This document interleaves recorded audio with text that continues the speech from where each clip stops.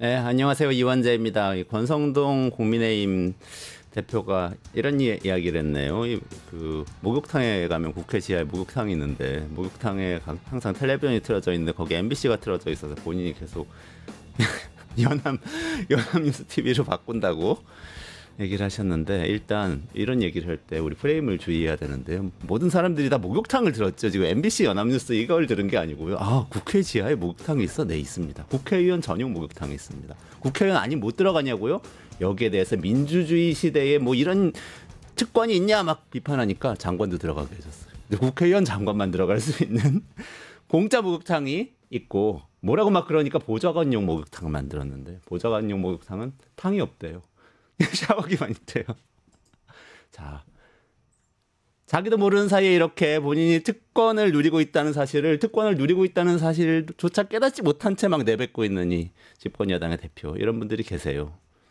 이런 분들은 사람을 얘기하는 건 아니고요. 이런 생각을 가진 이 생각들은 사라졌으면 좋겠습니다. 이번 기회에 계엄도 사라지고 불법 내란도 사라지고 이런 특권 의식도 사라졌으면 좋겠습니다.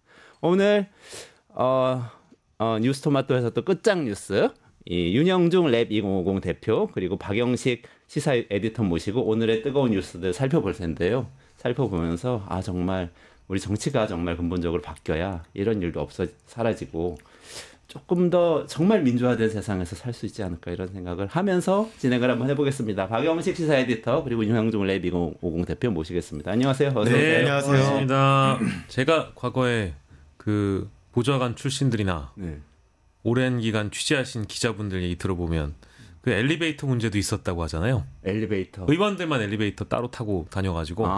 네, 이거는 너무 좀 특권이다.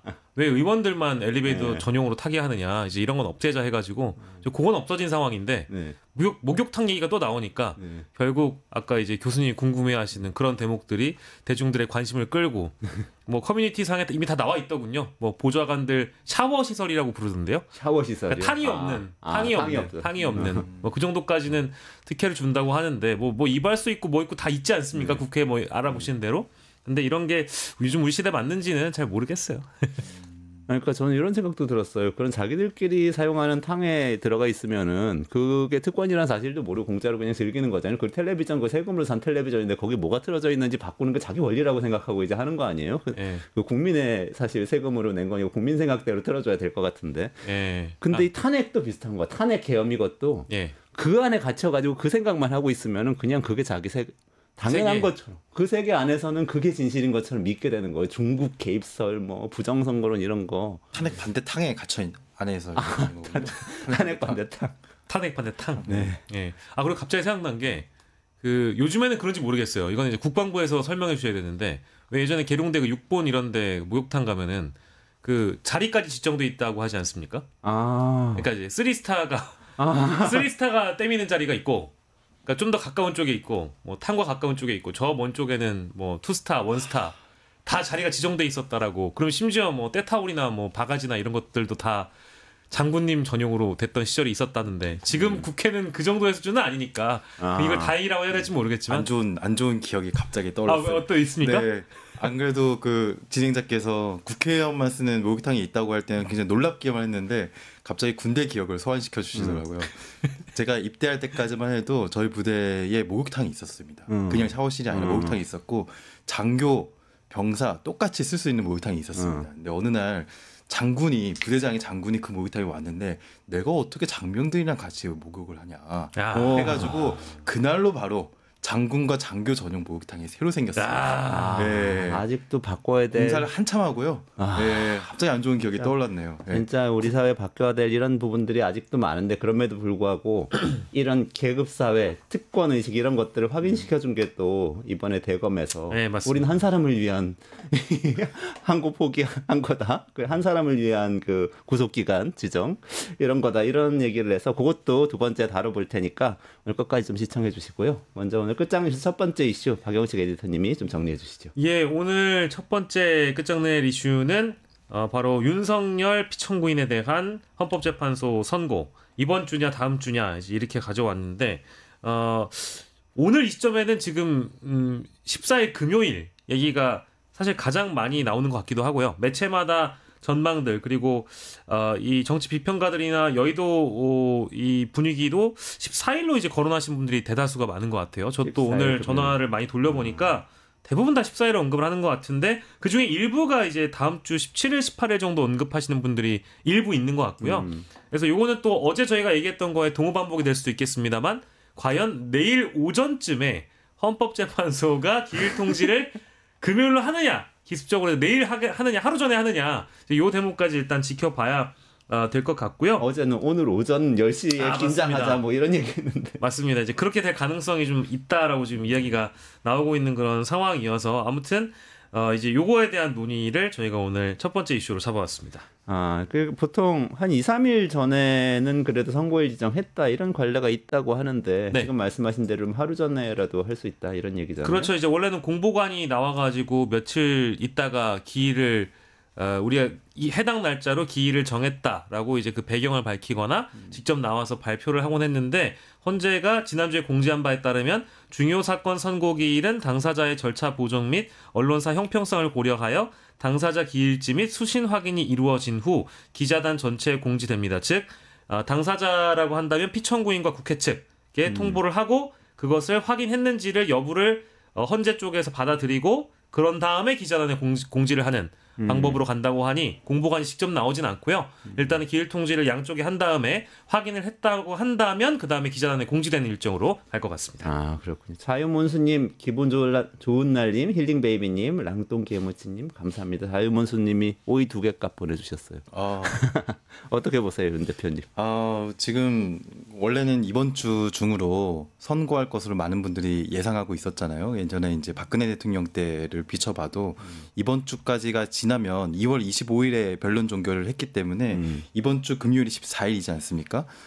아마 17일째 되는 날이 아닐까 싶은데 이번 주 금요일이요.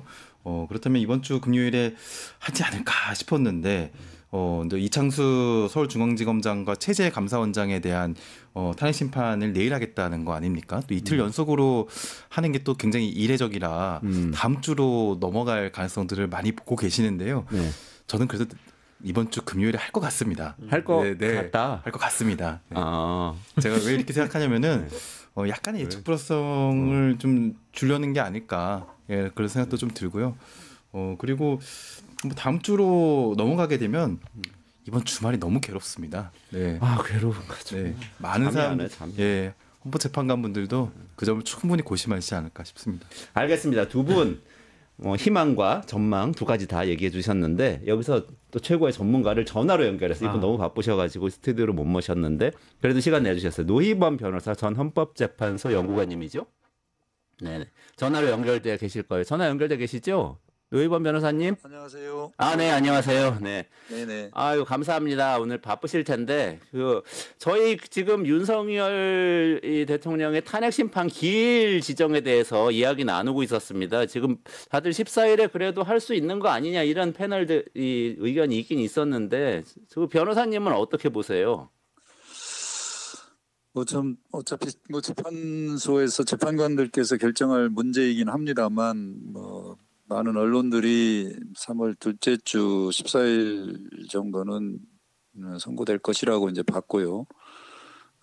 저는 여전히 가능성은 있다라고 봅니다. 선고 기일 전 이틀 전에 이제 선고 기일 통지를 하는데 이번에는 오늘까지도 안 했기 때문에 다음 주로 넘어가는 거 아니냐라고 하지만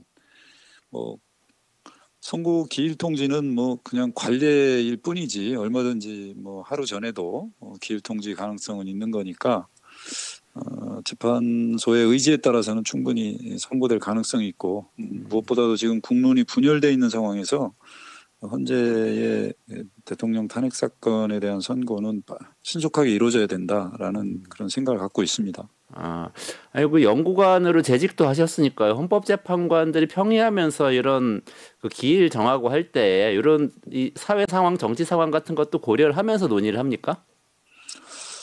무슨 정치적인 고려까지는 제가 잘 모르지만 재판관들 입장에서는 이 사건이 얼마나 우리 국가나 국민들에게 중요한 사건인지 그리고 얼마나 시급한 사건인지에 대해서는 충분히 인식을 하고 있을 거고요. 무슨 한간에서 얘기하는 뭐 대통령 선거일이라든가 이런 것들을 고려해서 선고하지는 않지만 최대한 빨리 신속하게 결정을 해야 된다고 생각하고 또 뭐 국민들의 어떤 여론이나 뭐 이런 부분에 대해서는 충분히 고려할 것이다라고 생각이 됩니다. 뭐 경찰이 14일 날 가용 경력 파악하고 있다는 언론 보도 나와서 14일 아니냐 뭐 이런 전망도 또 언론에서 일부는 나오고 그래도 뭐 다음 주로 넘어갈 것 같다 이런 보도도 있긴 한데 그래도 좀 궁금해지는 게 이게 처음에 많은 분들이 예상했던 것보다 조금 그래도 늦어지는 느낌이 있지 않습니까? 원래는 이게 사건이 상당히 쟁점이 명확하다. 그래서 선고 빨리 할 수 있다. 이런 전망도 있었는데 조금 늦어지고 있다고 보십니까? 어떻게 보세요? 그렇습니다. 뭐 제가 개인적으로 제가 생각해도 상당히 늦다라는 생각이 들고요. 과거 박근혜 대통령 탄핵 심판 사건보다도 사실은 이번 윤 대통령 사건의 이제 탄핵 소추 사유의 어떤 사실관계라든가 법적 평가, 즉 법리적인 판단 문제에 대해서는 좀 더 명확하고 간명하다. 그래서 재판관들 사이에서도 커다란 치열한 어떤 이견이 있거나 그러지는 않을 것이다라고 예상이 됩니다. 그렇기 때문에 변론 종결이 되면 뭐 늦어도 2주 안에는 선고될 것이라고 다들 예상을 했었는데 의외로 지금 2주가 넘어가고 있어서 많은 국민들뿐만 아니라 저도 상당히 좀 의문을 갖고 있는 부분은 있습니다. 예. 늦어지고 있다는 건 사실이다 이렇게 말씀 주신 걸로 파악이 되는데 이렇게 늦어질 때 보통은 그럼 이게 기각이냐 인용이나 이걸 놓고 토론을 하는 겁니까? 아니면은 뭔가 실무적으로 쟁점 정리를 하고 이런 것들이 좀 늦어진다고 볼 수가 있습니까? 그 뭐 모든 사건이 다 사실 뭐 경우에 따라서는 다르기는 한데요.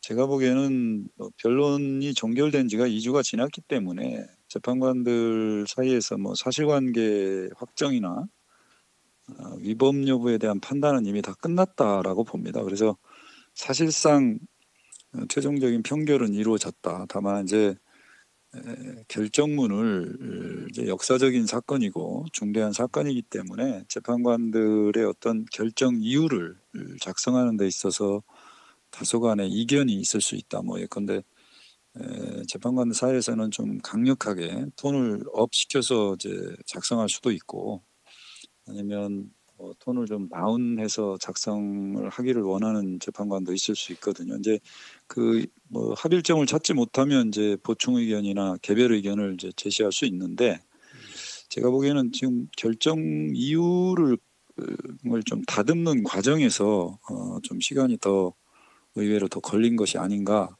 이런 생각을 갖고 있습니다. 그러니까 판결은 사실상 이루어진 상태일 텐데 결정문의 내용을 강력하게 하느냐 조금 톤을 다운시켜서 하느냐 이 논의가 좀 쟁점이 되고 있는 것 같다. 말하자면 뭐 좀 다들 그런 보도도 있었는데 재판관들 입장에서는 이런 사건에서 이제 개별 재판관들이 개별적으로 자신의 이름으로 소수 의견이나 보충 의견을 제시하는 것보다는 8명의 재판관 전원이 한 목소리로 결정 이유를 내는 것이 어떤 결정의 어떤 권위나 어떤 효과를 더 크게 할 수 있다고 볼 여지도 있거든요. 더군다나 지금 대통령 탄핵과 관련해서 이제 공론이 이제 분열돼 있는 상태고 그래서 그런 점을 좀 고려한다면 이제 전원 일치의 의견을 내기 위해서 좀 더 결정문을 정교하게 심혈을 기울여서 다듬고 있는 것이 아닌가 저는 뭐 이렇게 추정을 합니다. 이게 판결이 예를 들어서 만장일치로 나면 결정문에 대해서도 만장일치가 나야 하는 겁니까 형식적으로? 그렇지는 않습니다.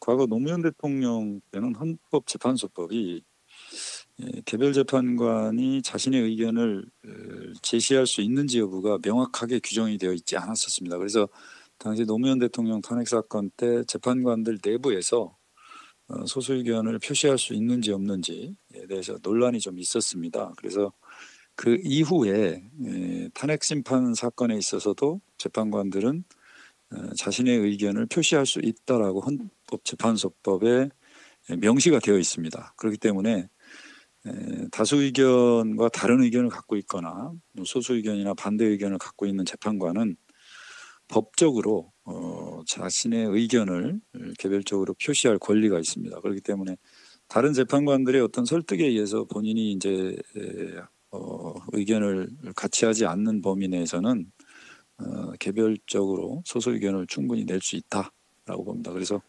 다만 이제 소수 의견을 낼지 뭐 개별 의견을 낼지는 해당 재판관의 몫이기 때문에 그 점은 좀 지켜봐야 되지 않을까 싶습니다. 그러니까 지금 말씀하신 내용은 그러니까 이 판결이 개별적으로 인용이냐 기각이냐라는 소수 의견도 낼 수 있다는 말씀이신 것 같고, 근데 만약에 8대 0으로 다 인용한다고 하더라도 아까 말씀하셨던 그 결정문의 톤에 대해서도 소수 의견을 낼 수 있다 이런 말씀. 그렇습니다. 예, 얼마든지 이제 별개 의견이나 보충 의견이라는 형식으로 아니면 뭐 추가 의견이라는 형식으로 결론에 대해서 파면이든 기각이든 결론에 대해서는 뭐 의견을 같이 하지만 그 결론에 이르게 된 그 결정의 이유에 대해서는 나는 달리한다. 아니면 그 의견에 부가해서 나는 이런 의견을 더 가지고 있다라고 네네. 얼마든지 다양한 형태로 추가 의견이나 보충 의견 아니면 반대 의견을 제시할 수 있다는 거죠. 그러면은 이게 지금 언론에 알려진 이 쟁점들이 예를 들면 뭐 비상계엄 선포 그리고 포고령 반포 그리고 정치활동에 개입했던 거 유력인사 체포 뭐 이런 것도 여러 가지가 있는데 그거 하나하나에 대해서는 의견은 좀 똑같이 인용이더라도 차이가 있을 수 있다. 서로. 그렇습니다. 뭐 법 위반의 어떤 중대성이라든가 이런 거에 대해서는 재판관별로 의견을 달리할 수 있다고 봅니다. 예를 들어서 뭐 국회 뭐 군경이 뭐 국회를 점거하고 봉쇄하고 뭐 국회 본회의장에 이제 침투한 그런 행위에 대한 사실관계는 다툼의 여지가 거의 없지만 예를 들어서 주요 정치인에 대한 체포 시도 실제 실행에 옮긴 부분에 대한 어떤 사실 확정이나 거기에 대한 어떤 법적 평가의 문제는 재판관별로 서로 좀 다른 의견을 가질 수도 있다. 다만 이제 탄핵이라는 것은 이 5가지 탄핵 사유 중에서 단 한 개라도 그것이 헌법과 법률에 위반되고 그 위반의 정도가 대통령을 파면할 정도에 이른다면 파면 결정에 이를 수도 있고요. 네. 그렇기 때문에 나머지 다른 탄핵 사유에 대해서는 이제 별도의 평가가 있을 수도 있다는 거죠. 그렇군요. 그렇게 말씀해 주시니까 또 시간이 늦어지는 게 이해가 일부 되기도 합니다. 이 선고 날짜하고 관련해서요, 변호사님. 지금 보니까 14일이 만약에 안 된다고 하면은 18일 화요일에는 또 변론이 잡혀 있다고 하네요. 그래서 또 이 주변에서는 17일이나 21일 금요일까지도 될 수 있는 거 아니에요? 이런 전망이 나오던데요. 어떻게 보세요? 그렇습니다. 저도 지금 앵커께서 말씀하신 것처럼 18일 화요일이 이제 박성재 전 법무장관, 박성재 장관의 탄핵 심판 변론 기일이 잡혀 있기 때문에 그날 뭐 대통령 탄핵 사건에 대한 선고를 한다는 것은 좀 적절치 않은 것 같아요. 그리고 대통령 탄핵 사건은 뭐 중차대한 사건이고 그렇기 때문에 그 대통령 탄핵 사건 선고하는 날은 아마 그 사건에 대해서만 선고를 하는 것으로 아마 정해질 가능성이 높다. 그런 점에서 18일 선고하는 것은 좀 어렵다고 보고요. 그러면은 17일이 월요일인데 월요일 선고가 가능하겠나 뭐 이런 생각이 들어서 만약에 이번 주 금요일 선고가 안 되면 19, 20, 20일로 연기될 가능성이 더 높은 것이 아닌가 이렇게 예상이 됩니다. 14일이 아니라면 19, 20, 21일 중에 한 날이 될 가능성이 높다. 알겠습니다. 그 선고 결과는 인용될 거라고 전망하시죠? 어떻게 보세요? 저는 뭐 제가 헌법을 공부한 사람으로서 이번 윤석열 대통령의 어떤 위헌적인 비상계엄 선포 행위와 그 일련의 행위들이 헌법 헌정 질서를 유린한 파괴한 중대한 범죄 행위고 그래서 뭐 국민의 주권자인 국민이 선출한 대통령이 헌법을 준수해야 되고 국민의 기본권을 보장해야 되는데 오히려 헌정 질서를 파괴하고 국민의 기본권을 침해하는 형태로 헌법에 부여된 권한을 행사를 했다는 점에서 대통령의 직무를 수행할 수 있는 상황은 아니다라고 확신합니다. 전원일치라고 보십니까? 그렇습니다. 알겠습니다. 노희범 변호사님 감사합니다. 네, 감사합니다. 네. 네, 노희범 변호사 전문가 말씀 들으니까 또 이렇게 명확해지는 부분들이 있는데 일단은 요약하면 이거네요.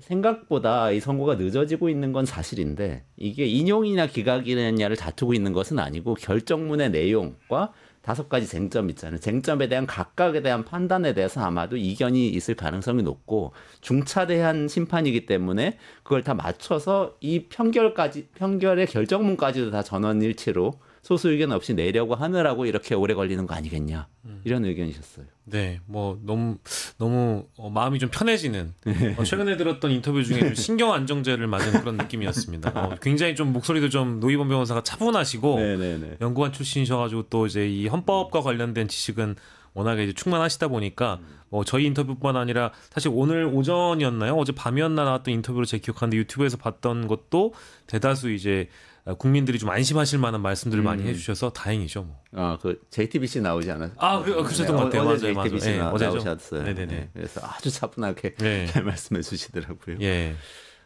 근데 어쨌든 두 분은 14일 날 꼭 했으면 좋겠다고 아마 노희범 변호사도 14일 날 정도는 해야 되지 않나 이런 생각하시는 것 같은데 지금 분위기로 봐서는 다음 주로 넘어갈 수가 있고 넘어가면은 이게 19일 이후가 될 것 같다 이렇게 얘기하셨어요.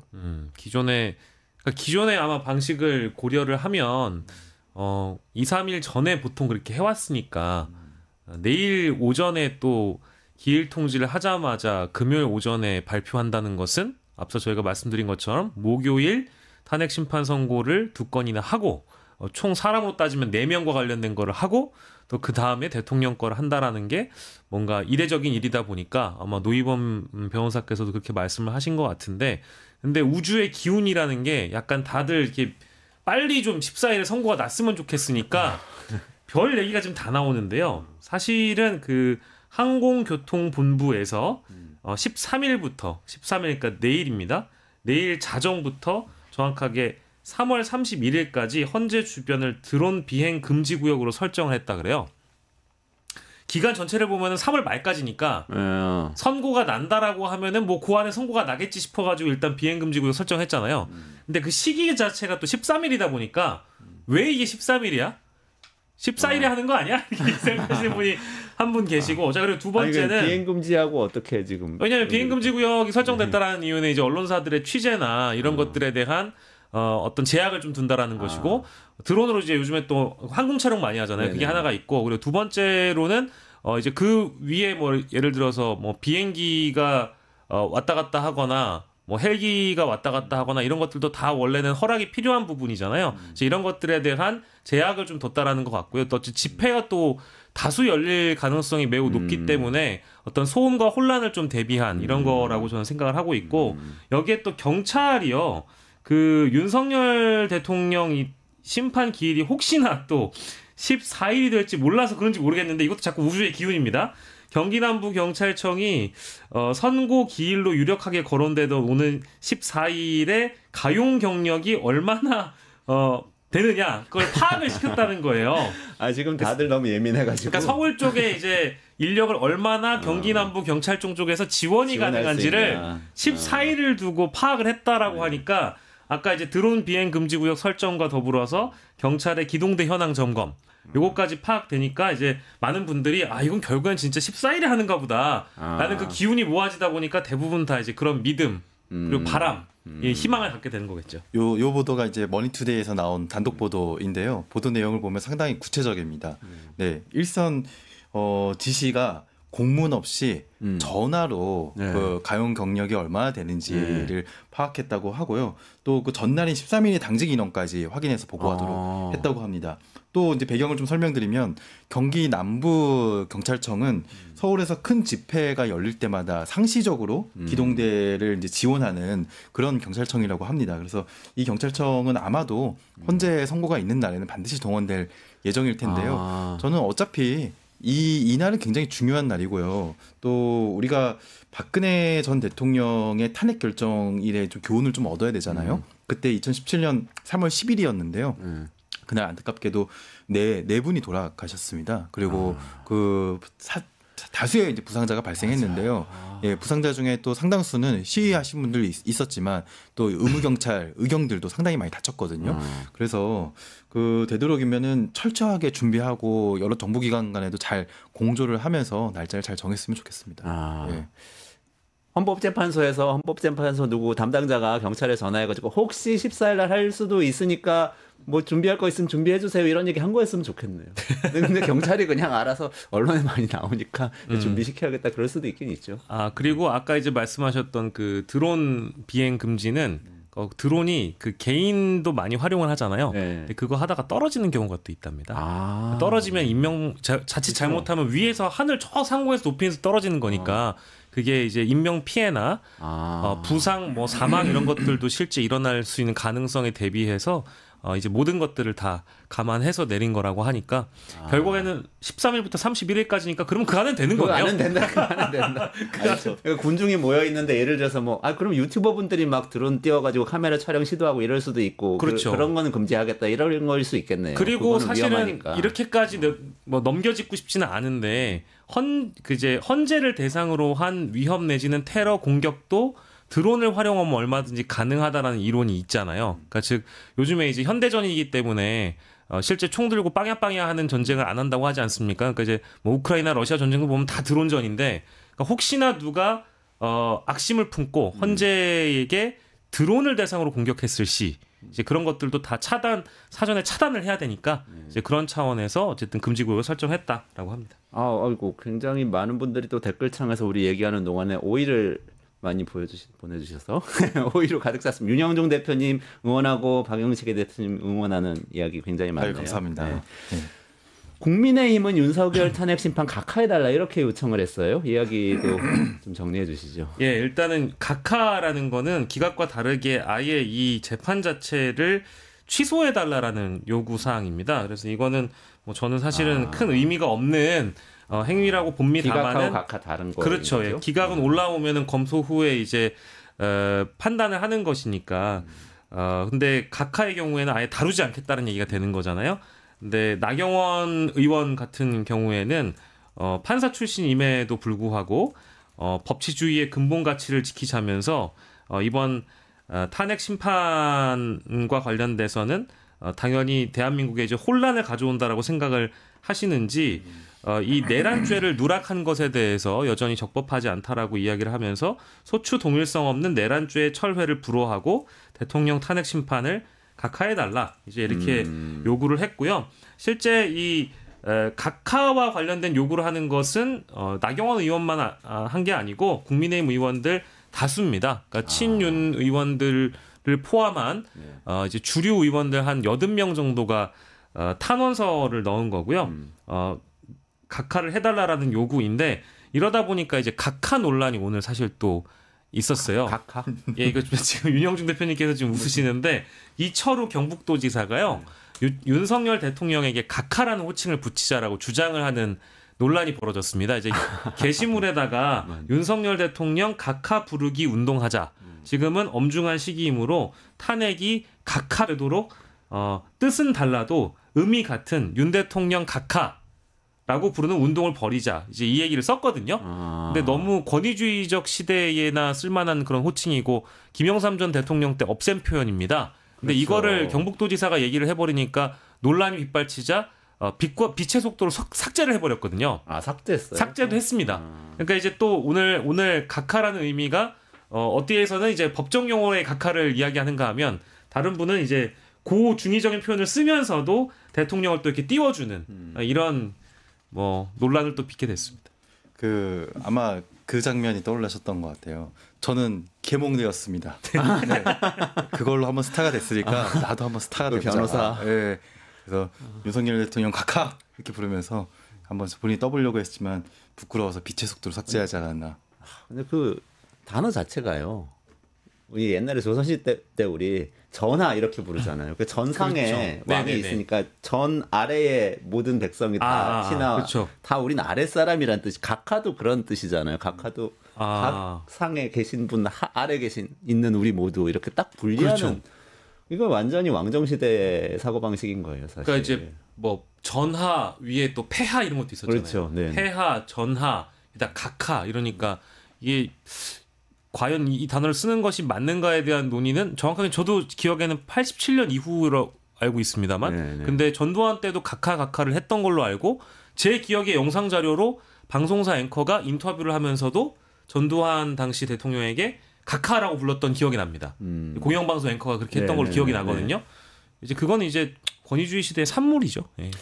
그러니까요. 이런 얘기까지 나올 정도가 돼서 정말 안타까운데 하여간 뭐 탄핵 인용되고 나면은 이런 얘기는 안 나오겠죠라고 믿으면서도 또 불안하니까 이런 얘기가 귀에 딱 꽂혀요. 김상욱 국민의힘 의원이 만에 하나라도 탄핵이 기각되면 저는 국회에서 죽을 때까지 단식하겠습니다. 정말 이렇게 말했어요. 요즘 봤던 발언 중에서 가장 시원한 발언. 그러니까. 그리고 가장 결의에 찬 발언. 네. 꼭 왠지 할 것 같아요. 네. 이분은 그런 느낌도 정말. 들더라고요. 죽을 때까지 이 사람이 단식하지 않도록 사필 규정의 판결이 꼭 나와야겠다라는 모든 사람들의 의지를 다지게 하는 그런 발언이었습니다. 이분도 제가 알기로는 그 저기 법조인 출신인 그렇죠. 걸로 네, 알고 있고, 네네. 예, 근데 김상욱 의원이 보시기에도 오늘 오전 인터뷰에도 말씀하시는 걸 들었는데 이게 정상적인 사람이라면 이거 8대 0이 분명하고 기각 결정문을 쓰는 것이 오히려 아무리 이게 이제 회로를 돌려봐도 기각 결정문을 쓰는 것은 불가능하고 어려운 일이다. 네. 이렇게 말씀을 하시더라고요. 어쨌든 저는 이런 그 보수 정당의 의원이지만 이런 결기, 의지 굉장히 뭐 응원하는 바이고 실제 탄핵이 기각된다라는 걸 상정했을 때 본인도 안 될 것 같으니까 이렇게 얘기를 하셨다고는 봅니다만은 이런 의지가 필요하다 누구에게나 뭐 이런 말씀 드리고 싶습니다. 그 나경원 의원의 그 탄원서에 기각의 논리가 담겨 있습니다. 그래요? 예, 저도 아무리 머리를 굴려봐도 도대체 기각할 수 있는 논리가 뭐가 있을까 안 떠오르더라고요. 그래서 자꾸 찾았는데요. 나경원 의원의 탄원서에 그 논리가 있었습니다. 정확하게 뭐라고 돼 있냐면요. 설령 계엄이 헌법 또는 법률 위반에 해당한다고 하더라도 민주당의 의회 독재의 심각성을 고려하여 기각 결정을 해주시기 바랍니다. 네. 그러니까 계엄이 헌법과 법률 위반이라는 거는 국민의힘 의원들도 알고 있어요. 인정합니다. 하지만 그 문제가 민주당의 입법 독재의 심각성을 고려하면은 충분히 참작이 가능하다는 거죠. 네. 자, 여기서 잘 따져봐야 될 것은 계엄은 본인들도 인정했듯이 헌법 위반, 법률 위반입니다. 그럼 본인들이 이것과 비슷한 수준 혹은 더 심각한 문제라고 생각하는 민주당의 의회 독재의 실체는 무엇이냐? 아마 이분들이 가장 문제 제기한 두 가지가 있었죠. 하나는 탄핵 남발, 두 번째는 가맹 예산 통과. 이 두 가지였는데요. 근데 이제 그 탄핵을 많이 하긴 했지만, 그러니까 우리 13일에 있을 그 두 사람으로 치면 4명에 대한 탄핵안이잖아요. 4명에 대한 내용도 보면 이런 겁니다. 체제 감사원장, 이분은 감사원에 있으면서 감사해야 할 일들은 거의 안 하셨어요. 예를 들어서 대통령실 이전, 이태원 참사에 대해서는 심지어 감사위원회가 감사를 의결했는데 그 다음에 감사를 없던 걸로 치부해버렸어요. 그래서 야당이 따졌죠. 그러니까 이런 모든 문제들에 대해서 해야 할 감사는 안 하고, 안 할 감사는 막 하고, 막 이런 식의 일들을 했는데 본인들이 잘못한 것이 나중에 밝혀져도 처벌도 받지 않아요. 그러면 국회로서 어떻게 해야 되죠? 이 삼권 분립의 그 국가에서 행정부가 본인들의 잘못을 스스로 시정하지 않으면 국회가 가진 권한은 탄핵밖에 없습니다. 아니면 국정감사나 이럴 때 따질 수는 있죠. 따지는 것만으로 그들이 조치를 안 하잖아요. 그리고 뭐 이창수 서울지검장, 조상원 검사, 최재훈 검사 이분들은 왜 탄핵이 됐냐면요.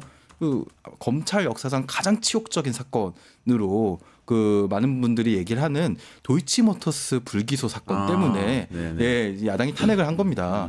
아니 나중에 그러니까 저는 이렇게 물어보고 싶어요. 이분들 그 도이치모터스 사건이 제대로 수사가 돼가지고 유죄 판결을 받으면은 이분들 나중에 처벌 받을 건가요? 아니 응분의 조치가 있어야죠. 지금 이번에 뭐 윤석열 그 구속 취소에 대해서도 검찰이 잘못한 거에 있어서 응분의 처벌 받지 않잖아요. 그럼 야당이 국회가 가진 권한을 이용해야죠.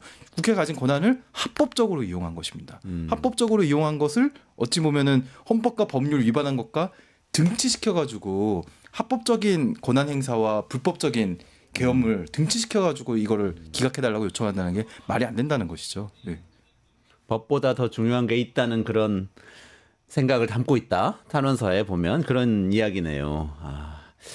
알겠습니다. 어쨌든 뭐 탄핵이 기각되면 엄청난 혼란이 올 거고 한데 많은 분들이 또 혼란을 느끼는 것 같아요. 저도 오늘 오전에도 아주 멀쩡한 지식인, 멀쩡한 훌륭한, 당연히 멀쩡하시겠죠. 제가 굉장히 존중하고 존경하는 그 지식인 분인데 불안해하시더라고요. 그래서 얘기가 돌고 있는데 어디서 어떤 언론인한테 들었는데 이거 지금 현재 6대2라서 조정하고 있다는 설도 있고 4대4인데 논쟁하고 있다는 설도 있다. 이런 얘기하실 정도로 불안해하고 있어서 빨리 좀 저는 판결 내렸으면 좋겠는데 또 노희범 변호사 말씀 들으니까 그래도 결정문까지 다 합의가 되면 더 좋겠다 이런 생각도 들기도 하고 강력하게. 사람이 우리는 인공지능이 아니잖아요. 감정의 동물이란 말이에요. 우리가 예측 못한 일들을 자꾸 접하게 되면은 계속 또 예측 못한 일들이 발생할까 불안해집니다. 구속 취소가 될 줄 누가 알았겠습니까? 그러니까요. 네. 그거 아무 관련이 없는데 괜히 불안해지는 겁니다. 그게 그 지금 떠도는 정보들 있잖아요. 아마 이제 두 분도 아마 SNS를 통해 받으시는 각종 지라시나 정보지 받은 글 이런 게 죄송한 얘기지만 일부 나중에 결과론적으로 맞아 떨어지는 내용이 있을 수 있습니다. 근데 지금 돌고 있는 내용은 정확한 게 정말 하나도 없을 겁니다. 실제 박근혜 전 대통령 때도 무수히 많은 그런 지라시들이 난무했고요. 맞아떨어진 거 하나도 없고 그때는 뭐 심지어 좀 보수 성향의 재판관들의 이름을 또 일일이 유사하게 거론을 하면서 이 사람은 분명히 이제 기각 결정을 낼 거다 이제 이런 얘기를 많이 했었는데 뭐 이번에 국가인권위원회 위원장이 되신 안창호 위원장도 그때 당시 헌법재판관이었거든요. 근데 그때도 인용 결정을 내렸어요. 그때 만장일치였고요.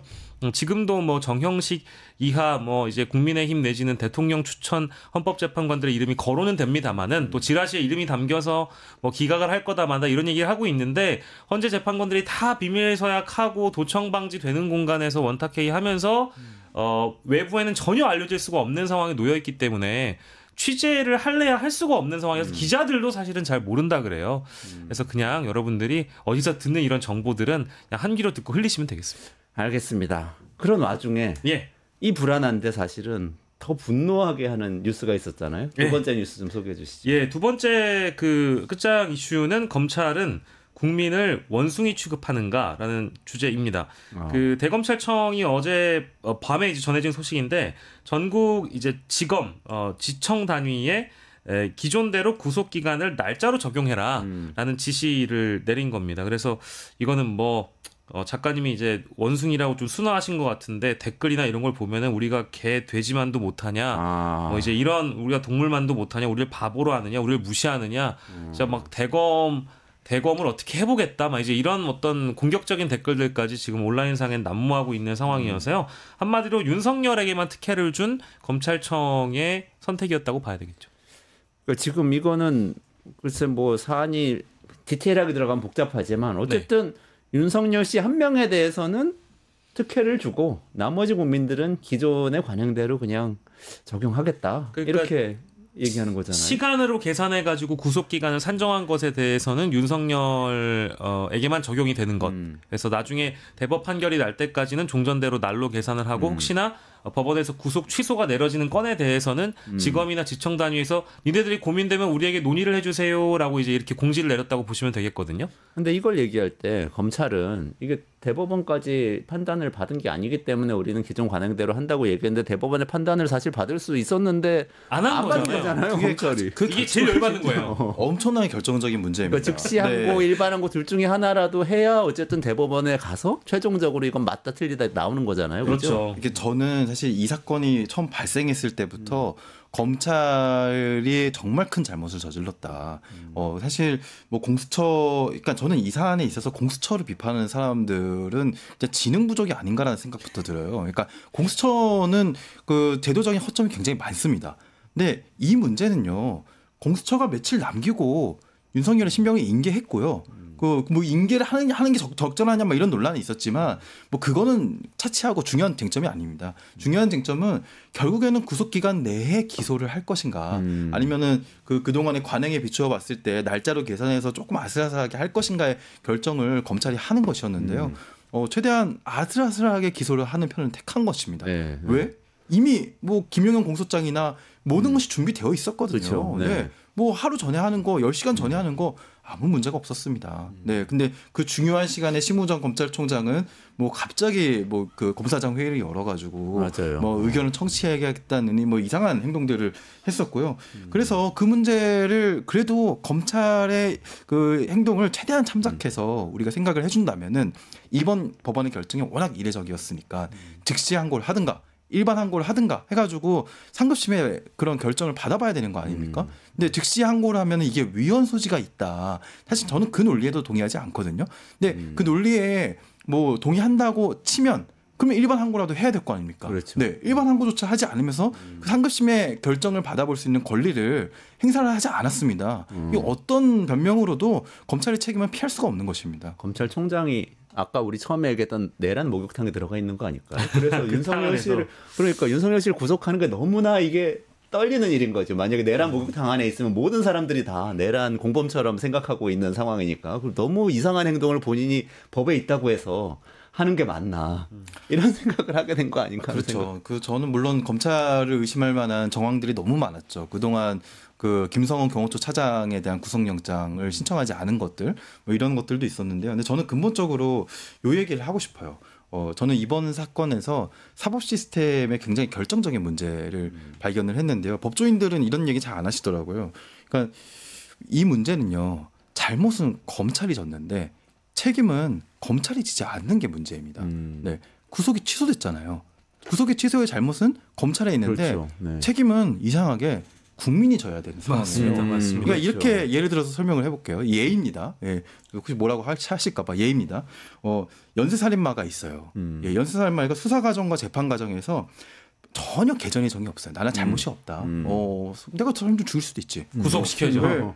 다시 기회만 있다면 나가서 똑같이 하던 대로 할 거다. 라고 하는데요. 갑자기 그 사람이 검찰이 구속기간 잘못 계산해가지고 석방이 된 거예요. 네, 그리고 다음날 그냥 실제로 사람들이 죽어 나갔어요. 네, 그러면 그 책임이 누가죠? 피해자들 유가족들의 글은 도대체 누구한테 책임을 물어야 되죠? 잘못 계산한 검찰한테 물어야 되나요? 그러니까 지금 제가 물론 이렇게 예를 들어서 설명한 겁니다. 근데 꼭 예를 들 그 얘가 아예 관련이 없는 게 아닌 게 연쇄 살인마보다 더 심한 그 형량을 받을 수 있는 죄가 내란이에요. 예, 내란의 피의자를 이런 식으로 그 풀어주고 그리고 지금 나가서도 끊임없이 뭐 갑자기 개선 장군처럼 나타나더니 막 주먹을 불끈 쥐고 여전히 지지자들을 향해서 메시지를 내고 있지 않습니까? 그래서 저는 왜 이 잘못의 책임을 국민들이 져야 하는가? 구상권은 도대체 누구한테 청구해야 되는가?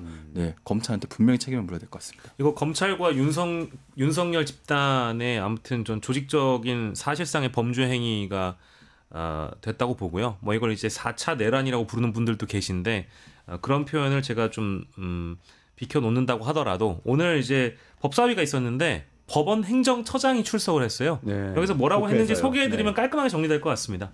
재판부의 입장처럼, 그러니까 이건 지귀현 판사 형사합의 25부 입장처럼 즉시 항고를 통해서 상급심의 판단을 받는 게 필요하다는 생각을 동일하게 갖고 있고 원래는 즉시 항고 기간이 7일이기 때문에 아직 뭐 검찰이 항고 포기를 했을 뿐이지 금요일까지 법률적으로는 시간이 남아 있다. 그러면 지금 오늘 수요일이잖아요. 내일이라도 검찰이 즉시 항고해도 되고 뭐 일반 항고해도 됩니다. 그게 그건데 어쨌든 지금 구속돼 있지 않는 상태이기 때문에 즉시 항고에 따라서 뭐 상급심의 판단을 받는 거는 여전히 기회가 열려 있다. 그러니까 검찰이 선택하면 된다라고 법원 행정처장도 얘기를 했거든요. 검찰이 하면 됩니다.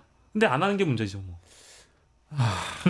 이미 안 하겠다고 했는데 그러니까요. 할 가능성이 다시 이제 또 법원 행정처장마저도 어쨌든 사법부에서 입장이 또 동일하게 나온 거니까 검찰이 안 한다. 네. 이거는 뭐 한 명의 판사가 완전히 입법을 하는 행위였던 거죠. 네. 상급심의 판단을 반드시 받아봐야 되는 사안입니다. 한 명의 판사가 입법을 했고 게다가 검찰은 그 입법한 것을 가지고 판고를 하지 않고 윤석열 한 사람만을 위한 특혜 석방을 하게 된 거죠. 결국은. 심지어 그 입법에 다른 사람들은 따르지도 않았어요. 네, 적용시키지도 않았어요. 적용시키지 않고. 알겠습니다. 우리 시간이 거의 다 됐는데 간략하게만 말씀 나누시죠. 세 번째 주제. 네, 마지막 얘기죠. 네, 마지막 끝장 이슈는 내란 사태가 지속되면서 한국 경제 이러다 다 죽는 거 아니냐 이제 이런 의문점을 달아왔습니다. 지금 경기 침체 그리고 소비 위축 아주 심각한 수준에 도달했다라는 뉴스들이 많이 나오고 있는데 특히 윤석열 정부 이후에 드러난 여러 실정들 때문에 세수 부족 문제가 대두돼 왔고 그게 사실 어제 오늘의 일은 아니거든요. 근데 최근에 이제 계엄 사태 이후에 사실 이 국가 컨트롤 타워의 공백도 있었고 여전히 대외적인 변수들도 많이 지금 작용하고 있지 않습니까? 특히 뭐 이제 미국 정상의 이 관세 전쟁 때문에 더욱 이제 심각해지고 있는 그런 상황인데 이런 것들이 또 한국 경제의 위기로 도래하고 있다라고 지금 보여지고 있는데 세수 부족 상황이 뭐 지금 보도를 보면 뭐 30조 원 가까이 된다 이제 이런 얘기까지 나오고 있는데 정부가 이거를 이제 어떻게 해결하느냐에 대한 그 문제 접근 방법이 잘못된 거 아니냐라는 이제 그런 지적들이 나오고 있습니다. 윤 대표님 이거 전문가이시기 때문에 네. 하실 말씀 많으실 텐데 정리해 주셔야 될 것 같아서 네. 이 시간이 다 돼서 단순하게 정리하겠습니다. 네. 일단 윤석열 정부가 2022년도에 대대적인 감세를 해서 뭐 본인 나름대로 긴축을 했는데도 불구하고 56조 원의 세수 펑크가 발생했고요. 그렇죠.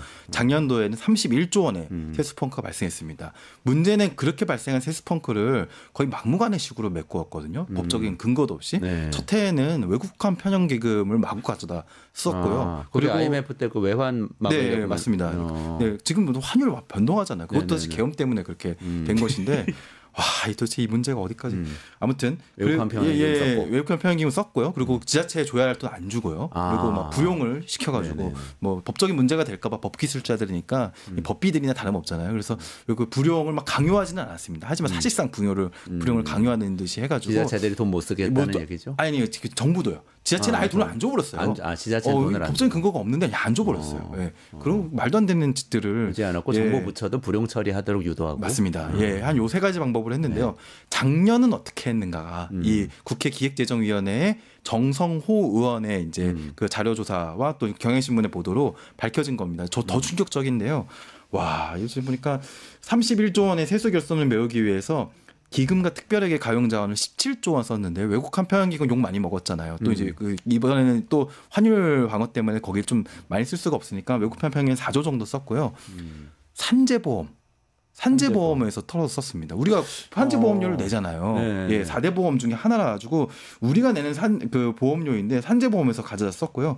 또 뭐 환경개선 특별회계, 교통시설 특별회계 뭐 여기는 좀 돈이 남는 기금이긴 합니다. 그러니까 특별회계랑 기금이랑 남는 데서 썼는데요. 제가 제일 분노한 지점은 산재보험 기금에서 쓴 것과 또 하나 이건 진짜 제일 열받는 부분 중에 하나인데요. 주택도시기금에서도 상당히 3조 2천억 원을 전용했거든요. 이거 어디서 돈이 들어오냐면요. 많은 분들이 주택 청약저축 가입하시잖아요. 그 돈이죠. 근데 그 돈입니다. 지금 많은 사람들이 내 그 한 달에 생활비 아껴가면서 내 집 마련의 꿈을 가지고 매달 꼬박꼬박 그 저축하는 그 돈을 가지고 지금 법적인 아무 근거도 없이 그냥 가져다 쓴 겁니다. 그러니까 지금 이 얘기를 정리해 보자면은 세수 펑크가 많이 났는데 세수 펑크 난 게 아껴가지고 그걸 지출 줄인 게 아니고 딴 데서 막 가져다 쓰는데 거기에는 여러 가지 포함되어 있지만 우리 회사에서 내주죠. 산재보험료는 산재 우리가 당하면은 나중에 보상받아야 되는 그 기금을 털어서 쓰고 우리 청약저축 넣어놓은 그 돈을 갖다가 메꾸고 했다는 거잖아요.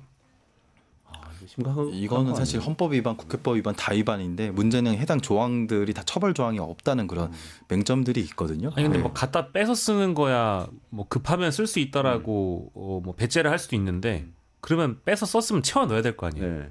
뭘 어떻게 채워넣는다는 건지 전 잘 모르겠더라고요. 안 채웠습니다. 그래서 안 채웠습니다. 오늘 또 이거 마지막으로 말씀해 주세요. 간략하게 기재부에서 또 그 상속세 완화 방안 발표했던데 이렇게 하면 또 세수 더 줄어들진 않아요. 그거는 이제 유산취득세라고 기존의 유산세 방식을 유산취득세로 개편하겠다라는 방침을 오늘 기재부가 발표를 했는데요. 뭐 이 내용을 자세하게 오늘 설명드리긴 좀 어렵겠지만 저는 이렇게 간단하게 한번 평가를 하고 싶습니다. 굉장히 기재부가 이제 검찰 못지않게 굉장히 정치적이다라고 좀 평가를 낼 수 있겠는데요. 유산취득세라는 거는 충분히 검토할 만한 그 제도입니다. 근데 문제는 유산취득세를 변경을 하면서 조세 중립적이라는 거는 세수입의 규모가 일정한 수준으로 유지되는 수준으로 그 변경을 할 것인가가 굉장히 중요한데요. 지금 안은 그렇게 담겨 있지가 않거든요. 근데 중요한 것은 이제 세부적인 디테일을 어떻게 가져갈까가 굉장히 중요한데요. 제가 왜 정치적이라는 걸 비판했냐면은 지금 여당도 야당도 상속세 완화를 얘기를 하고 있잖아요. 네네네. 상속세 완화 물론 서로 주장하는 안들 다르긴 하지만 여당도 야당도 상속세 완화를 주장하는 그 맥락 속에서 갑자기 기재부가 나도 하면서 카드를 내민 정치를 겁니다. 하고 있다. 네, 기재부가. 그러니까 여당 야당도 요거는 주장 찬성하던 아니야. 특히 야당은 아니었는데 지금 완화안을 내고 있는 타이밍이니까 요거를 딱 선을 확 긋기에는 약간 정치적인 부담을 느끼게 하는 그런 안인 겁니다. 기재부가 정치판에 뛰어든 거라고 봐야 된다. 굉장히 정치적입니다. 네. 알겠습니다. 이게 다음 순서가 기다리고 있어서 다음번에 우리 상속세 얘기 중요하니까 따로 한번 다뤄보도록 하죠. 자세하게 다뤄보도록 하겠습니다. 오늘 윤형중 랩 2050 대표 그리고 박영식 시사 에디터 모시고 끝장 뉴스 말씀 나눴고요. 조금만 기다리시면 끝내주는 경제에서 이광재 교수하고 같이 지금 탄핵 찬성 반대가 6대 4, 5대 5 이렇게 생각하는 분들이 많은데 이거를 7대 3 이상으로 만들어야 된다 주장하시면서 그 방안에 대해서 얘기하신다고 합니다. 끝까지 들어주시고요. 오늘 같이 참여해 주신 두 분께 인사드리고 다음 코너로 넘어가도록 하겠습니다. 고맙습니다. 감사합니다.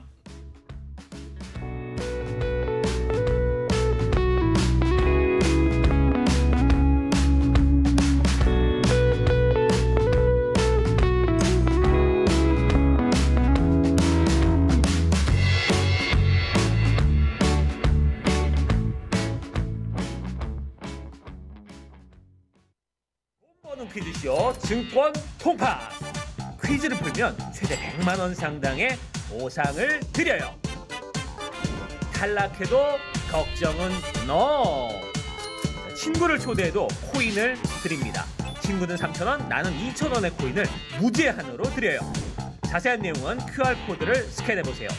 상금의 주인공은 바로 당신!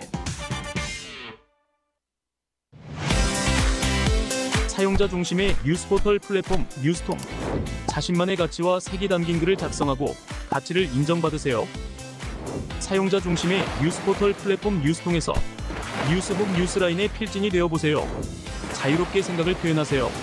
작성 키워드를 지급해드립니다. 내가 작성한 글이 언론사 기사처럼 뉴스포털에도 노출. 초창기 활동 지원금까지. 지금 바로 뉴스통의 필진이 되어보세요. 당신의 이야기가 세상을 움직입니다.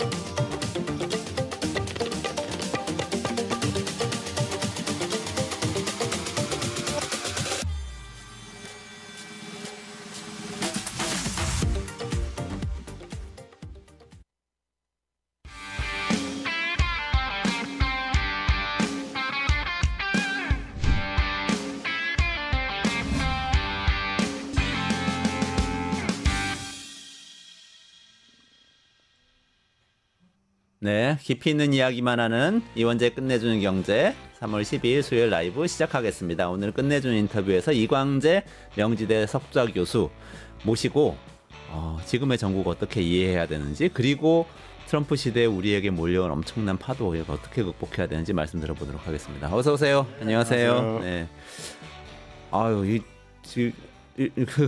안 나오시는 사이에 윤석열 대통령이 석방이 돼가지고 지금 많은 분들이 당황도 하시고 또 이거 어떻게 해야 되나 헌법재판에 영향 주는 거 아니냐 이런 얘기 막 많이들 하면서 불안해하고 계세요. 좀 어떻게 보셨어요? 요즘 상황?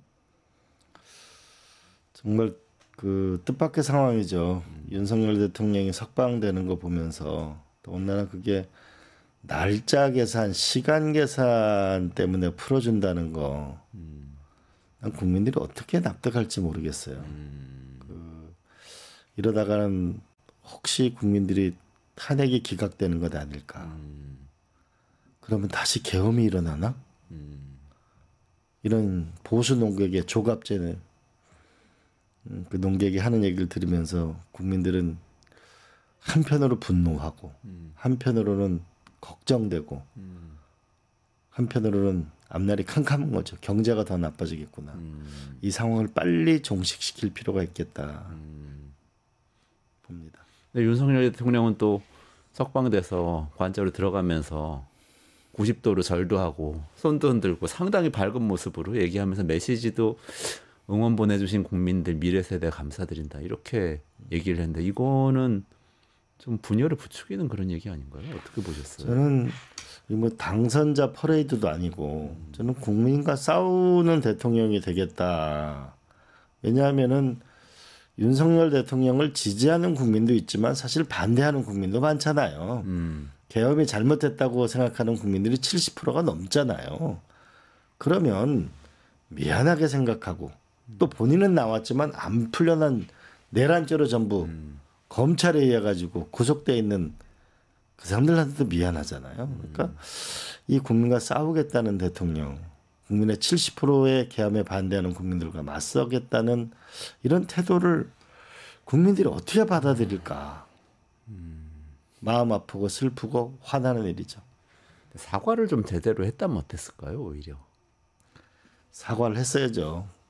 지금 국민들에게 사과를 했어야죠. 그 계엄 이후에 전부 망연해도 못했잖아요. 아, 그렇죠. 전부 자영업 하시는 분이 어려워져 가지고 부산 같은 경우에는 19%가 폐업 신고를 했대요. 19%면 20% 아니에요? 그러면은 10집 중에 2집 아니에요? 지금 전국적인 현상이에요. 서울 종로에 가도 임대라고 붙여놓은 가게들 엄청 많잖아요. 맞아요. 그리고 지금 전 세계 금값이 제일 비싼 게 한국이에요. 그런가요? 네. 우리만 유독 우리가 비쌉니까? 전 세계에서 지금 가장 비싸죠. 이 얘기는 뭐냐면은 불안하게 보는 거거든요. 불안하니까 금을 사두는구나. 그러죠. 그리고 계엄이 발표되고 나서 주식시장에서 250조가 빠져나가 버렸거든요. 250조 원이 다 한 푼 한 푼 모아서 그래도 좀 더 나은 삶을 바라는 사람들의 돈이 사라져 버린 거거든요. 또 환율이 100원 이상 올랐으니까 수출 기업들은 난리죠. 이런 국민들 생각하면은 정말 미안하고 사죄를 해야 되는 거. 그게 나는 국민들에 대한 기본 도리라고 봅니다. 네, 아직 탄핵 심판 그까지 며칠 남았고 탄핵 심판 또 나올 거잖아요. 그 앞뒤에 그래도 한번 사과를 할까요? 어떻게 보세요? 저는 지금 이번까지 기회가 지난번에 헌재 최후 진술 때도 기회가 있었고 이번에 출소할 때도 기회가 있었는데 저는 기회를 다 놓친 것 아닌가 싶어요. 지금 윤 대통령에게 필요한 단어는 사과보다는 헌재 결과에 승복하겠다. 그리고 국민 여러분, 저 때문에 분열돼서는 안 됩니다. 분열되면 나라는 망합니다. 라고 오히려 호소하는 게 국힘으로 봐서도 좋은 거고 본인에게도 좋은 거고 국민들한테는 기본 예의 아닐까요? 그렇죠. 승복을 얘기를 안 했네요. 그러고 보니까. 이거 안 하고 계속 가면 국민이 분열이 엄청 심해질 것 같은데 오히려 지금 아니 본인이 윤석열 대통령 자체가 법조인이잖아요. 그렇죠. 그리고 검찰총장을 해서 얼마나 많은 사람들을 구속시켰어요. 박근혜 전 대통령도 결국은 탄핵으로 몰고 간 장본인이고 이명박 대통령도 구속했고 수많은 사람을 뭐 이재명 대표 같은 경우는 근 3년 동안 조사한 거 아니에요. 그러면 그렇게 법이 엄하고 법은 뭐라고 그랬어요? 성역이 없다고 얘기하고 본인은 성역이 아니고 법을 그냥 법원의 영장도 받을 수가 없고 체포 수사에 응할 수도 없고 묵비권 행사하고 헌재에 승복하지 않겠다 하는 이런 게 그러면 법 위에 존재하는 게 대통령이 아니고 법을 가장 잘 지키는 사람이 대통령이 돼야 그래야 국민들도 법을 지킬 거 아니에요. 지금 아주 우스운 일이 벌어진 게 그 날짜로 뭐냐면 시간으로 계산하는 게 되니까 지금 감옥 안에 있는 분들이 우리도 전부 청구하자고. 네. 그러니까 다시 부랴부랴 뭐냐면 이제부터 다시 날짜로 한다고. 네, 검찰에서 그렇게 발표를 했죠. 그러면은 정말 한 명한테만 특권을 인정해 준다는 꼴이 돼 버리잖아요. 법이라고 하는 게 우리가 그래도 뭐냐면 입법부가 있고 행정부가 그래도 말썽을 부려도 많은 국민들이 사법부를 믿었는데 그죠? 이제 이번에 석방해준 이 판사분의 이거는 많은 분들이 저는 용납하기 어려울 거다. 그리고 우리 헌재의 그 결과에 그건 또 국회에다 청문회를 다 통과한 분들이잖아요.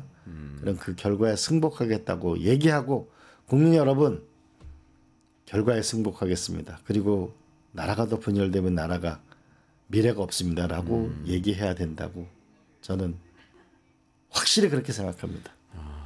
근데 오히려 지금 뉴스에 나오는 걸 보면은 관저 복귀하자마자 윤 대통령이 국민의힘 지도부를 만났고 이렇게 되면은 아니 오히려 지금 정치를 시작하는 거 아닌가? 이런 전망이 좀 나오기도 하는 것 같은데 어떻게 보세요? 제가 국민의힘 의원들을 만나 보면 정말 난감해 하더라고요.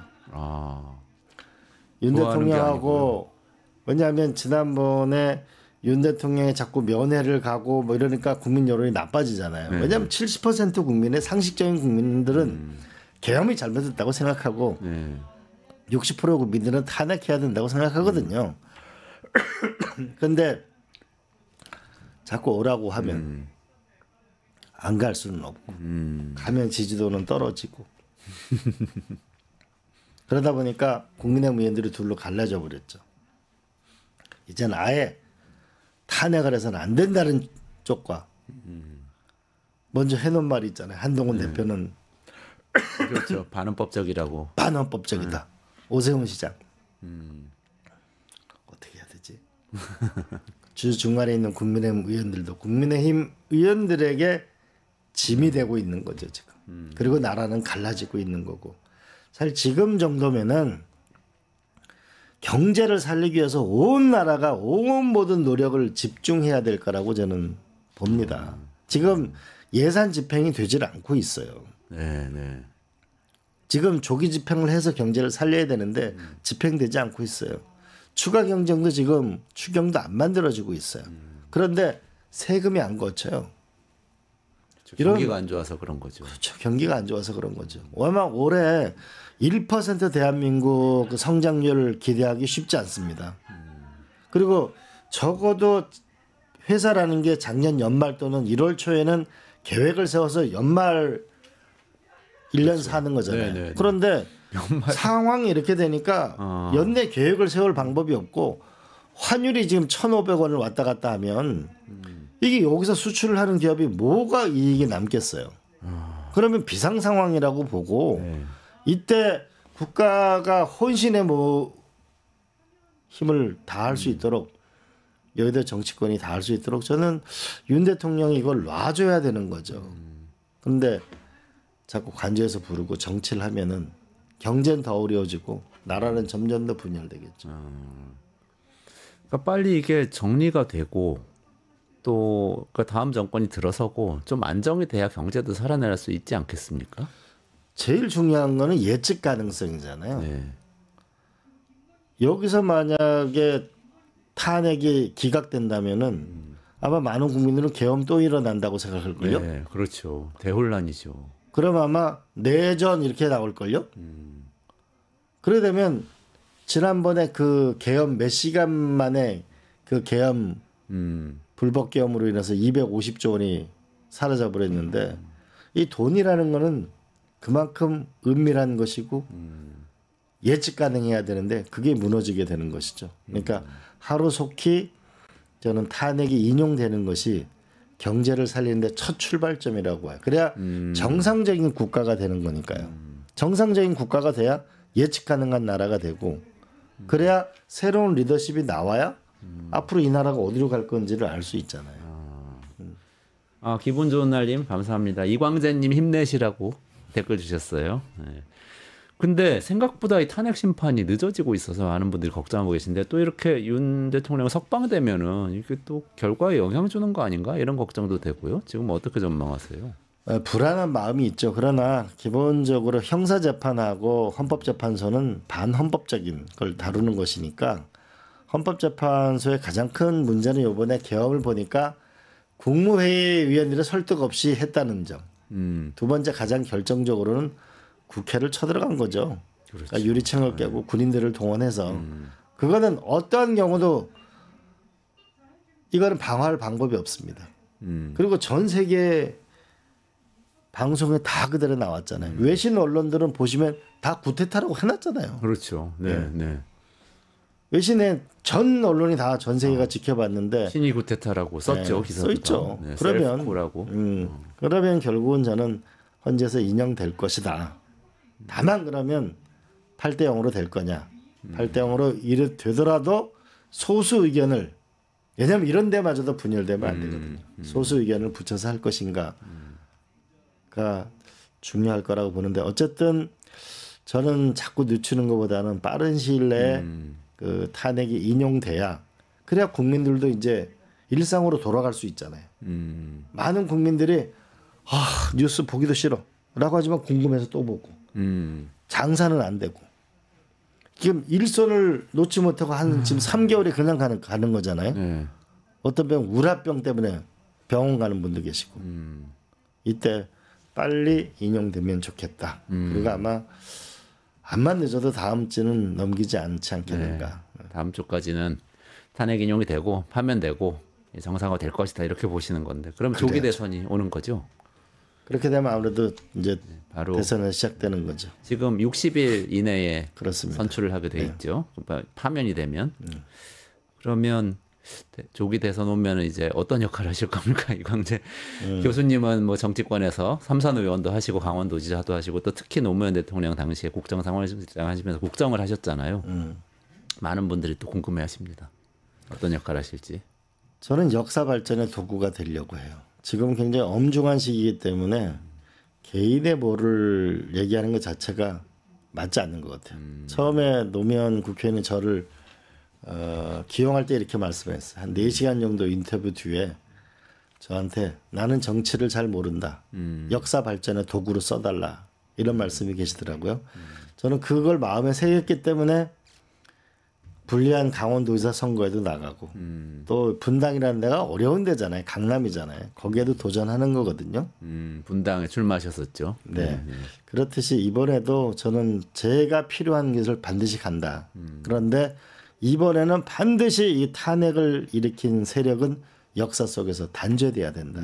대선에서 승리해야 되는데 지금 상황으로 봐서는 51대 49의 이 피 흘리는 대한민국을 또 만들 수는 없잖아요. 네. 그럼 7대 3이 대선 구도가 돼야 된다. 계엄에 반대하는 그 많은 국민들을 한편으로 모으고 그래야만 또 대통령 선거 이후에 나라를 안정적으로 끌고 갈 수 있다고 생각합니다. 그래서 7대 3으로 대선에 승리하고 7대 3으로 성공하는 나라를 만드는데 기여하겠다. 그러나 제가 뭐가 되겠다는 거는 그거는 아직 탄핵이 결정되지도 않았고 그거보다는 대의가 우선이라고 보죠. 근데 지금 말씀하신 대로 70% 국민들이 계엄 반대하는 거는 맞는데 대선 조사는 또 그런 결과가 안 나오잖아요. 민주당 지지율, 국민의힘 지지율 비슷하게 나오는 것도 많고.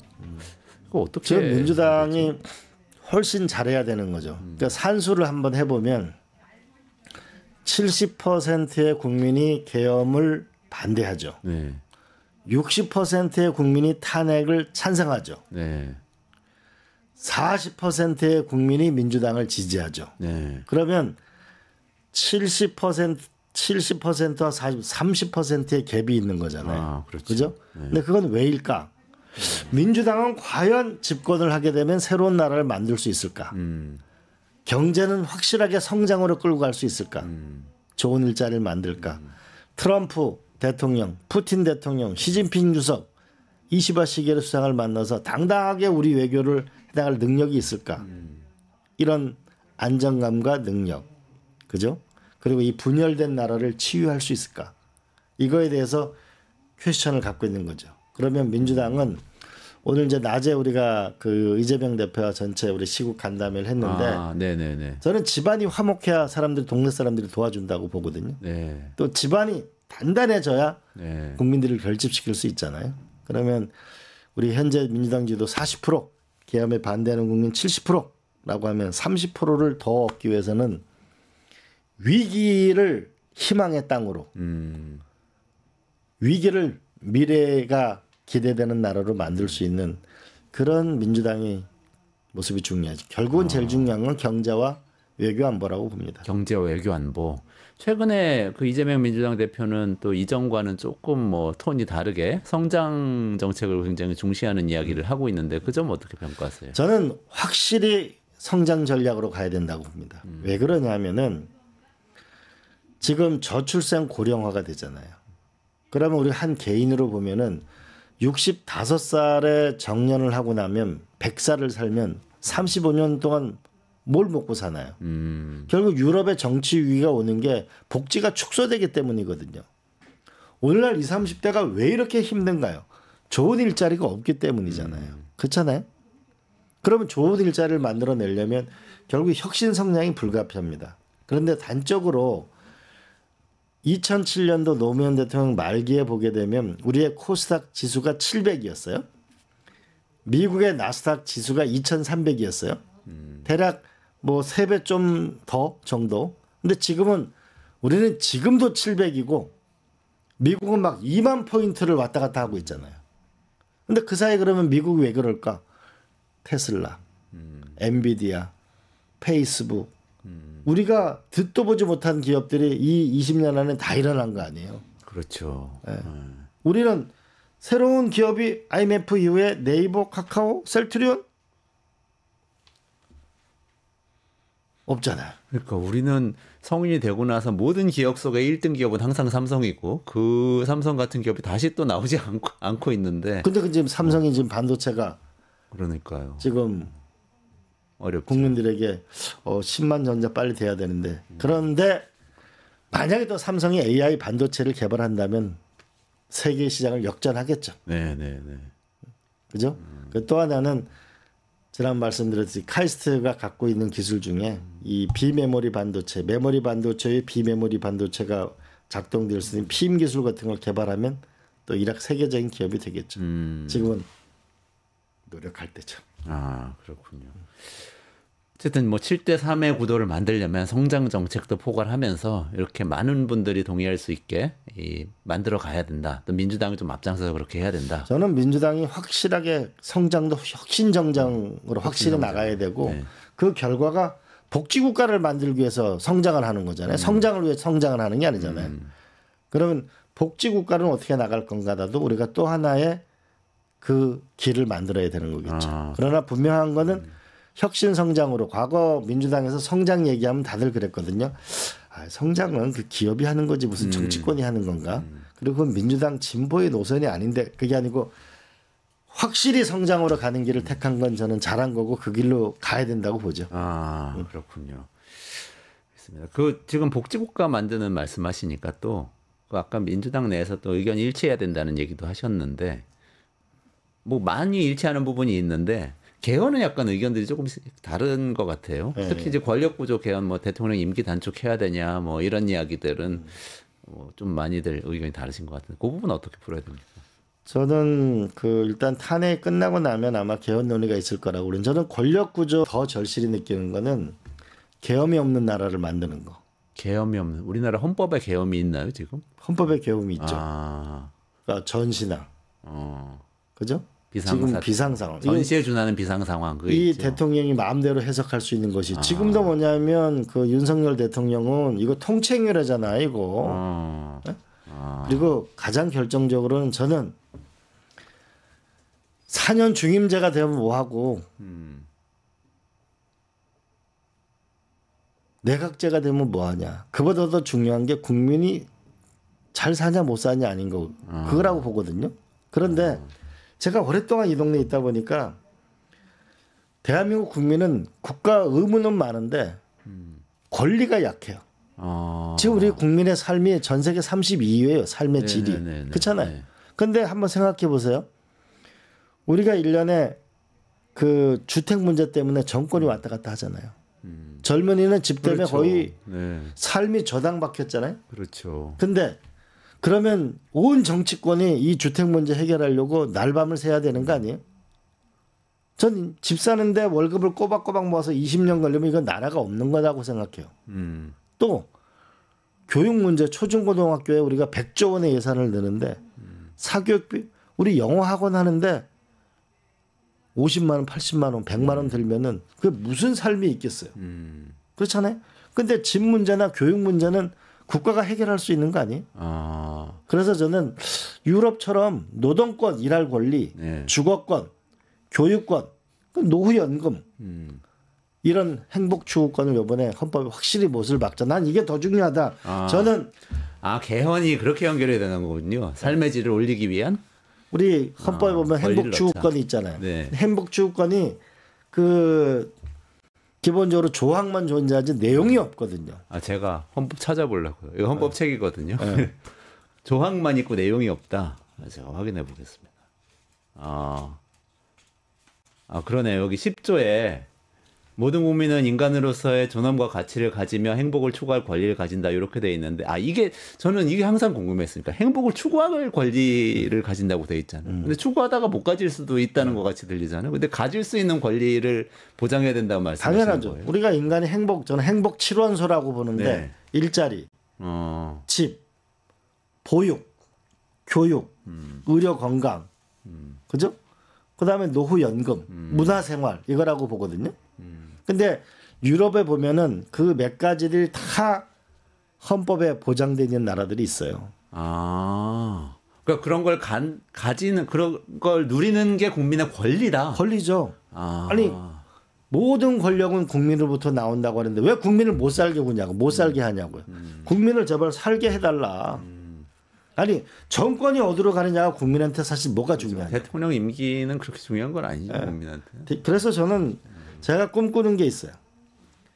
헌법 안에 행복추구권을 넣고 행복7원서를 집어넣은 다음에 하위 법률에 아이의 성적표는 부모의 성적표가 아니지만 국민의 삶의 지표는 정부와 정치인의 성적표다라고 해서 매년 정부부터 15개 시도지사, 시장군수, 구청장까지 다 해서 일자리가 늘었냐 줄었냐 이렇게 해서 1년에 한 번씩 발표하잖아요. 정치인들 딴짓거리 할 수 없어요. 그러니까 개헌하는데 헌법에 조항을 넣는 건 뭐 그냥 상징적이라고만 보일 수도 있으니까 그걸 아예 강제할 수 있게 법률로 만들어서 그걸로 평가를 그런 거죠. 하자. 그리고 또 헌법에 집어넣으면 이거를 하기 위해서 정부와 지방정부는 노력해야 한다라고 해놓고 법률을 하나 만들어서 매년 평가한다고 하면요. 네.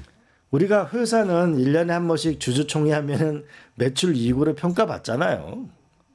교수는 논문으로 평가받기 때문에 큰 논문 쓰려고 SCI 통과하려고 노력하는 거 아니에요?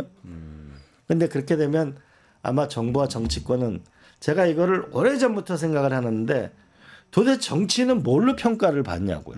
말 잘하는 거, 우리 동네 와가지고 연설하는 거, 같이 술 먹어주는 거, 그 뭐가 중요하냐고. 중요하기도 하죠. 왜냐하면 스킨십도 필요하니까. 네. 그러나 본질적으로 국민의 삶을 위해 노력하는 거. 이제 제가 왜 이렇게 절실하게 생각하냐면은 이번에 그 계엄이 나고 나서 보니 우리 역사를 돌이켜 보니까 지도자들이 망친 나라를 전부 국민들이 들고 일어났어요. 임진왜란 때 그 선조를 백성들이 가로막잖아요. 우리를 버리고 어디로 가시나이까. 도망가잖아요. 막 백성들을 때리고 경복궁 불지르잖아요. 결국 의병 일으키죠. 결국은 일제강점기에 가니까 3.1운동에서 수백만이 들고 일어나고 우리 얼마 전에 하얼빈 영화를 봐도 그렇잖아요. 4.19 때 그렇죠. 6.29 때 그렇죠. 또 IMF가 나니까 전국민 근무기 운동으로 일어섰죠. 그리고 촛불을 2번이나 했죠. 이제 제발 좀 어떤 분이 그러시더라고요. 제가 법륜 스님 모임에 가니까 대한민국에서 국민으로 살기 너무 힘들다고. 이제 그 국민들에게 지쳤어요. 네. 지금 가계부채도 많고 국가부채도 많고 기업부채도 많아요. 근데 이 기술 추격은 지금 중국이 어마어마한 속도로 오고 있어요. 이제 국민들의 삶을 지키는 거. 경제 위기는 반드시 경제 위기가 오면 삶이 어려워지잖아요. 삶이 어려워지게 되면 불안한 사회가 오게 되면 SNS와 불량한 정치인들이 분열 사회를 만들어서 사회를 쪼개버리거든요. 대한민국이 그런 직전에 와 있거든요. 이거를 부수려면 그리고 국민의 삶을 지키려면 이번엔 권력구조 저는 그거보다는 행복추구권 내용이라고 보죠. 아이 그 교수님 말씀 듣고 보니까 너무 동의가 되고 근데 행복 추구권보다 행복할 권리라고 그냥 하셔도 될 것 같아요. 행복할 권리. 네, 행복을 추구하다가 안 되면 우린 몰라 이런 느낌이 드니까. 네, 행복할 권리고 행복할 거기에는 치료원소가 있다. 네, 치료원소. 추상적으로 하지 말자. 네. 집, 일자리, 교육 뭐 이런 것들. 그렇죠. 아, 알겠습니다. 그러면 근데 얘기를 좀 전환해 가지고 여쭤볼게요. 이 아까 말씀하셨던 그래도 뭐 우리 성장해야 되는데 중국도 추격하고 여러 가지 뭐 이 상황이 있는데 지금 가장 어려운 상황이 펼쳐지는 근원은 사실 미국에 있잖아요. 많은 나라들이 미국의 트럼프 대통령 그렇죠.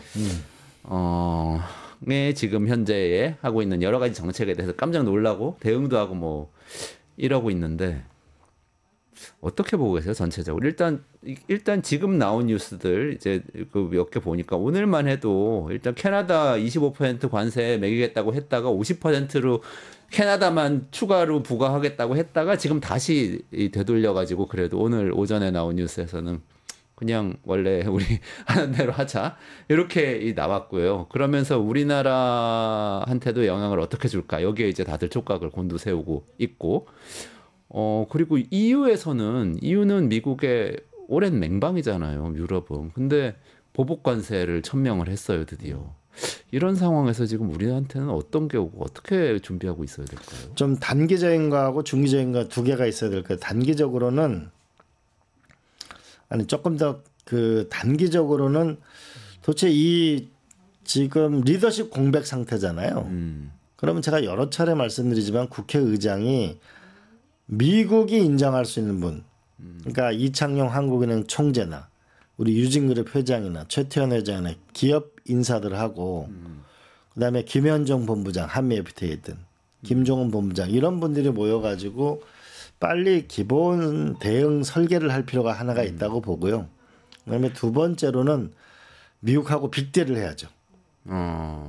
미국하고 결국 우리가 500억 불 흑자가 나지만 1년에 1,700억 불 에너지를 수입하니까 뭔가 빅딜이 일어나는 걸 우리가 만들어야 되고 또 하나는 우리가 500억 불 흑자를 난다고 하지만은 우리가 미국에 1,000억 불을 넘게 투자 계획을 발표했어요. 이런 것을 가지고 우리가 협상을 해낼 필요가 있고 그러면서도 잠깐만요. 요거 자료 좀 띄워주시죠. 요 책도 내셨잖아요. 아마존에 지금 출간돼 있는 걸로 아는데 PD님 자료 띄워주시면 보여드리면서 네 계속 설명해 주시죠. 네. 네, 저게 지금 Dear President Trump, Why America First is Korea First 이렇게 돼 있네요. 영문으로. 네, 우리 이원재 교수님이 쓰신 책이에요. 이광재 저자입니다. 네, 그래서 우리가 트럼프 대통령이 왔을 때 어떻게 우리가 대응 전략을 살아갈 건지 그러니까 우리 아마존에 책도 내고 그죠? 네.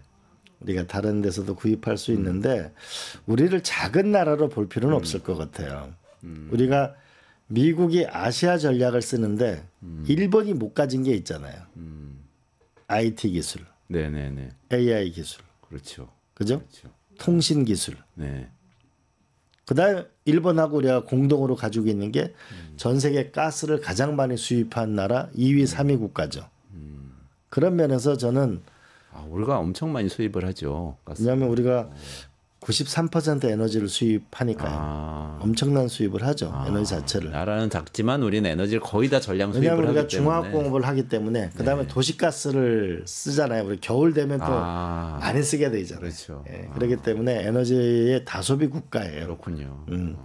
그러면 에너지 협력 부분의 협상을 큰 틀에서 하고 또 한편으로는 우리가 500억 불 우리가 흑자가 나지만 사실은 그 대부분이 미국의 현지 법인의 재투자가 많거든요. 네. 그런 논리도 하고 그러나 아마 조금 더 지나면 지금 관세를 많이 올리면 미국의 물가가 올라가게 돼 있잖아요. 서민 물가가. 지금 미국 월마트의 40% 정도가 중국 제품이거든요.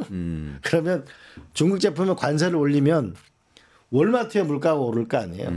그리고 경제학의 기본상 관세를 이렇게 무차별적으로 올린 나라가 잘 될 수가 없잖아요. 근데 결국은 좀 있으면 저는 좀 어려움에 봉착할 거라고 보면서 현실적인 그 조정 국면에 들어가게 될 텐데 그 들어가기 전에 그래도 우리는 한국은 빅 파트너다.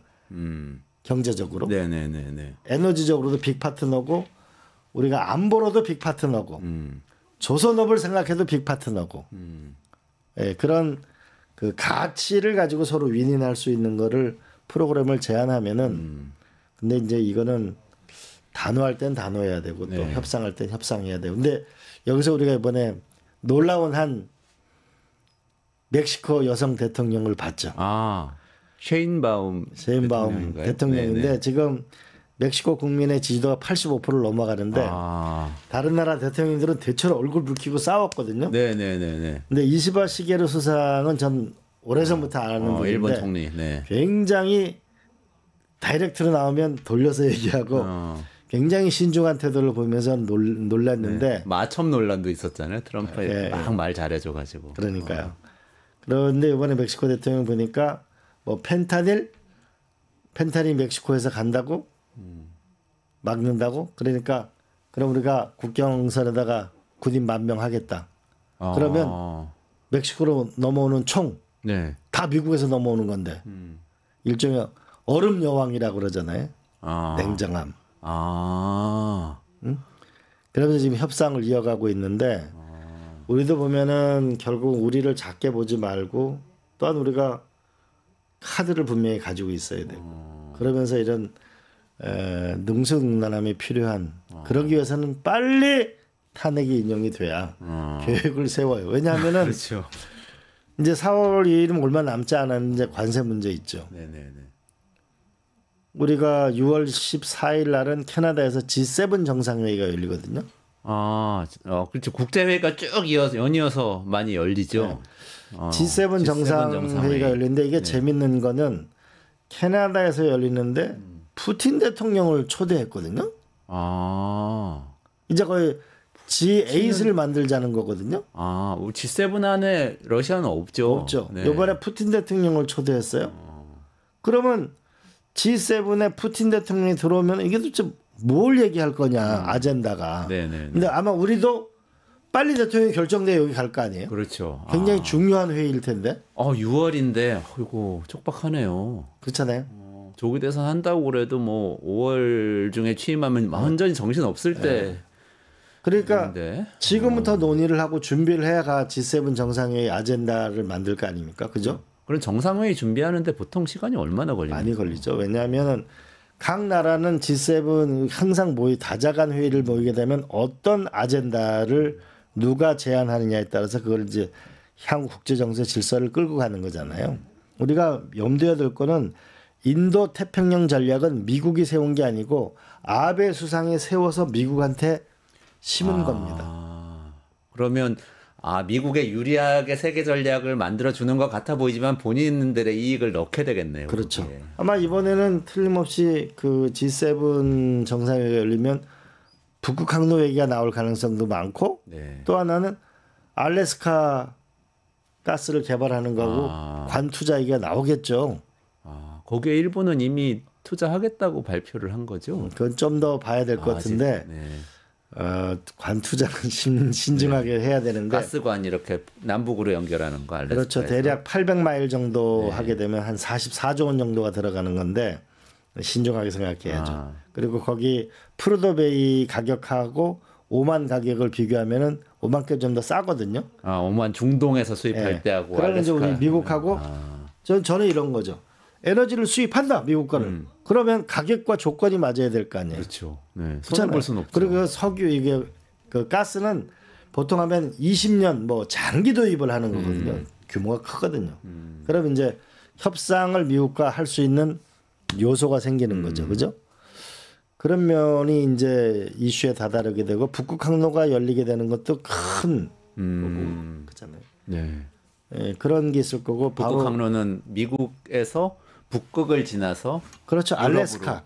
알래스카하고 우리 동아시아하고 알래스카하고 유럽하고 미국하고가 만나는 거죠. 북극 쪽으로 넘어가는. 보통은 이쪽 그 남쪽으로 쭉 가서 인도 지나가지고 스웨즈 운하 지나서 지중해로 가는데 그거보다 부산 앞바다를 지나면 훨씬 더 경제성이 높아지게 되는 거죠. 에너지 수송 같은 거 할 때도. 그럼 그 길이 열리게 되면 에너지 수송뿐만 모든 물류가 그렇죠. 물류도 다 그렇겠네. 그러면 그 지나가는 데가 북한 앞바다를 지나가야 되거든요. 우리 동해안을. 그러니까 평화의 문제도 관련이 있는 거죠.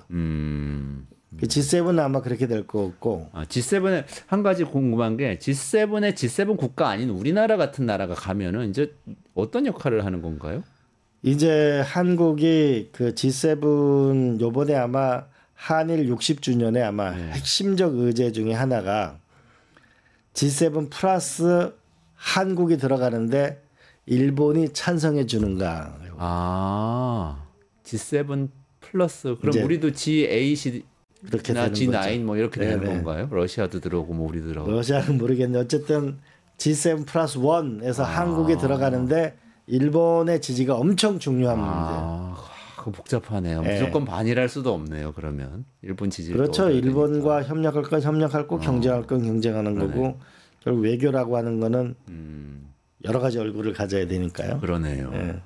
그리고 바로 2주 뒤에는 그 나토 정상회의가 있어요. 나토 정상회의. 근데 나토 정상회의는 이번에 어떤 성격을 갖냐면 미국과 우크라이나, 그다음에 미국과 유럽. 그 유럽이 이제 트럼프 대통령이 안 도와준다고 하니까 자체 방위를 늘리자. 그렇잖아요. 유럽 정상들이 뭐 선언을 했어요. 어마어마한 돈을 들여서 이제 우리가 방위에 나선다라고 했어요. 그럼 방위에 나서면 어떻게 되는 거죠? 무기를 어디서 살 건가가 있어야 될 거 아니에요. 그렇죠. 그럼 우리로 봐서는 세계의 그 안보 질서도 관련이 있지만은 방위 산업과도 관련이 있잖아요. 우리 방위 산업이 엄청 크잖아요, 또. 지금 뭐 폴란드에 우리가 팔리거나 이런 거 보면 그렇잖아요. 그러면은 이 나토 정상회의는 세계 안보 질서 회의면서도 또 경제적으로 보면 방위 산업 문제가 있으니까 이것도 중요한데 그러면 이거 날짜가 없잖아요, 별로. 그러니까 빨리 탄핵이 돼야 된다. 그러네요. 그러니까 6월 15일에 G7 정상회의 시작하고 나토 정상회의 6월 24일에 하고. 그렇습니다. 아이고 쭉 이어져. 그 뒤에도 또 APEC 정상회의도 그 사이에 있죠. 있는 게 9월 20일 날 유엔에 있는 그 유엔 회의가 있어요. 근데 요번에 우리가 의장국이에요, 한국이. 의장국이라고 하면은 아젠다 세팅을 하는데 굉장히 유리한 지위에 있어요. 물론 조기 대선이 있으면 차기 대통령 당선자 가서 연설을 하는 건 물론이고 아젠다 세팅을 할 때 자, 한국이라는 나라가 이 불법 계엄을 딛고 우리가 새롭게 이렇게 세계를 위해서 기여하겠습니다. 플랜은 다음과 같습니다. 이런 걸 얘기할 수 있잖아요. 응? 그렇게 해서 우리가 9월 20일 날 유엔 총회를 마치고 그리고 10월 30일 날 경주 엑스포가 열리면 우리가 이미 시진핑 주석은 온다고 의사 표시를 거의 해왔단 말이죠. 경주 엑스포예요. 경주 엑스포가 10월 30일부터 30일부터 시작입니다. 10월 30일부터. 그러니까 전 세계 정상들을 만약에 경주에 트럼프 대통령, 경주에 APEC 정상회의, 여기에 이제 우리가 시진핑 주석, 만약에 푸틴 대통령, 이시바 시게루 수상 등등의 세계 정상들이 다 모이면 우리가 대한민국이 앞으로 어디로 나가겠다는 것을 유엔 총회에서 G7 6월 14일 2주 뒤에 나토 정상회의 그리고 9월 20일 날 유엔 총회 그리고 10월 30일 날 경주에 싹 모였을 때 이번에 이 계엄으로 인한 코리아 리스크를 우리가 확 날려버릴 수 있는 절호의 기회를 우리가 버릴 수가 없잖아요.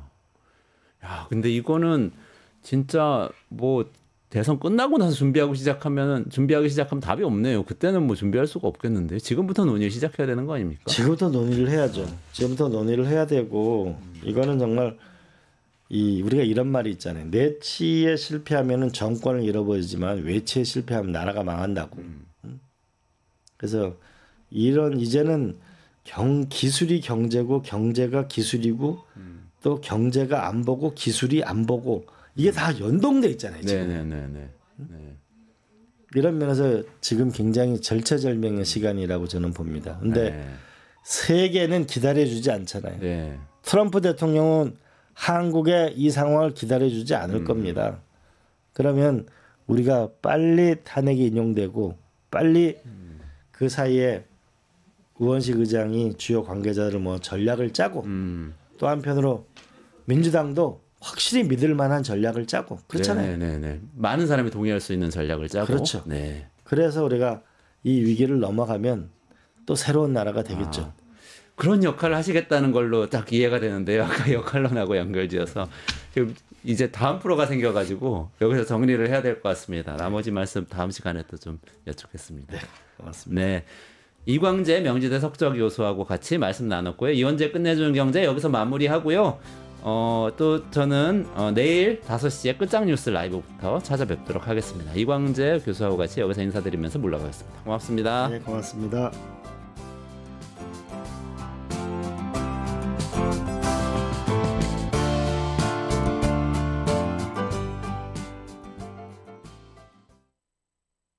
뉴스토마토 K평화연구원이 12.3 내란을 막아낸 시민영웅 1000명 찾기 프로젝트를 진행합니다.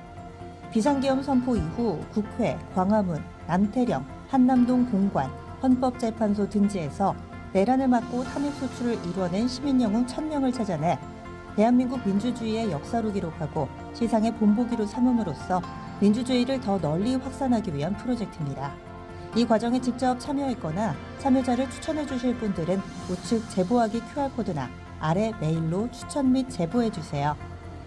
민주시민 여러분의 많은 참여 바랍니다. 뉴스토마토 K평화연구원과 함께 해주실 분들의 추천 제보 및 후원을 기다립니다.